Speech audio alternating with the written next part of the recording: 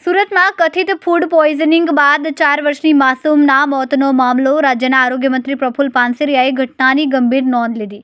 આરોગ્ય મંત્રીએ ઘટનાની સંપૂર્ણ જાણકારી અને માહિતી પ્રાપ્ત કરી. હાલ સમગ્ર ઘટના અંગે ઊંડાણપૂર્વક તપાસ કરવામાં આદેશ આપવામાં આવ્યા છે. સંબંધિત વિભાગોની ટીમને દોડાવવામાં આવી.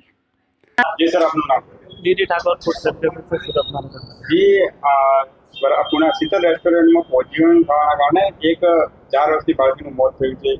કેવી કાર્યવાહી? હા, એ માટે અમને કમ્પ્લેન આજે મળી હતી. એટલે પહેલાં તો અમને ફૂડ પોઈઝનિંગની જ મળી હતી આ રેસ્ટોરન્ટ, પણ પૂરી ડિટેલ ખબર નહીં હતી. એટલે સેમ્પલિંગ માટે જ આવ્યા હતા અને પછી સાહેબનો મેસેજ આવ્યો એટલા માટે અમે આ જે પ્રોડક્ટ નાશ કરાવીને રેસ્ટોરન્ટ બંધ કરવા માટેની કાર્યવાહી ચાલુ કરી. આ રેસ્ટોરન્ટના કેટલા મહિના પહેલા સેમ્પલ લેવામાં આવ્યા આરોગ્ય વિભાગ? મને એ ડિટેલ કહું તો ઓફિસ સેકન્ડ જોઈને કહી શકું. હવે કેવા પ્રકારની કાર્યવાહી થશે? અત્યારે તો અમે રેસ્ટોરન્ટ બંધ જ કરાવીએ છીએ. અહીંયા દાળ પર માસી મળી છે, તેને શું કહેવું? અમે ઘણી પ્રોડક્ટ છે ને નાશ કરવા માટે કાઢી હતી ને હજુ કાઢતા જ હતા. ઇન બિટવીન બધા તમે લોકો આવી ઘણી પ્રોડક્ટ નાશ કરવા માટે જ કાઢી હતી. એવી કઈ કઈ વસ્તુઓ મળી છે જે વધુ ખરાબ જોવા મળી છે?